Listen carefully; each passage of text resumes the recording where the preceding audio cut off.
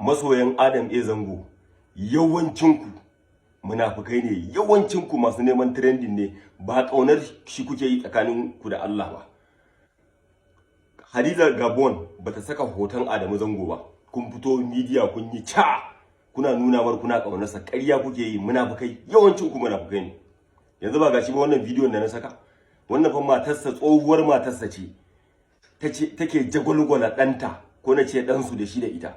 Yanzu wannan yaron ya girma, ya balaga, ya san komai, amma ku duba yadda suke kama juna. Yanzu wannan tarbiyya ce? Yanzu wannan ku kuna tunanin idan ba ku gaya wa Adamu gaskiya akan wannan yaron ba, kuna ganin Allah zai kyale shi iya akan tarbiyyar yaron nan? Shikenan ta lalata shi? Ta yaya? Na yadda cewa akwai setin shekaru, ina jin shekara 12 ne ko 13 ne mace za ta iya rike yaro daga shekara na 1 daga jariri zuwa wannan lokacin. Amma in ya kai shekara 12 zuwa 13 ina tunanin haka ne, in ba mantawa ne ba, zaka karbi danka, zaka karbi, saboda tarbiya a gurin ɗa namiji shine tarbiya. Ya zaka bar wa mace yaro ya girma, ya balaga, gashi yana da kashin girma, yaro ya zama saurayi? Tsakani da Allah kun daga bidiyon nan, ita ma yar kutumar uba, sorry to say da Allah, bana zagi, bai kamata na zage ta ba, amma dan Allah ku duba wani shiga da take yi. Ke yanzu ba za ki kare mutuncin tsohon mijinki ba?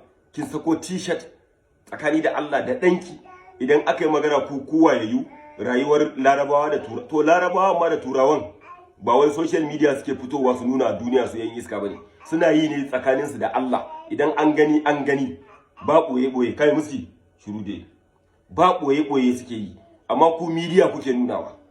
Yanzu dan Allah, Jamila na Gudu ba tana da ɗa ba? Dan Jamila ma ya girmi wannan yaran. Jamila na Gudu tana wannan kame da ɗanta? Haba da Allah, wannan wace iriyar rayuwa ce? Haka baki da kamun kai wallahi. Haka kwanakin baya me ya kawo ki masana'antar Kannywood? Mijinki kun rabu, dan fim ne sananne, aka ziga ki, kika zo kika fara labari na ne ko menene? Su ma su Aminu Sairan suka dauke ki suka saki. Wallahi tallahi na rantsa da Allah, duk wanda yayi wa wani abin da ba daidai ba, wallahi sai Allah ya saka mata. Allah, ki ci gaba da abin da kike yi. Kina ganin kina cin mutuncin Adam A Zango ko?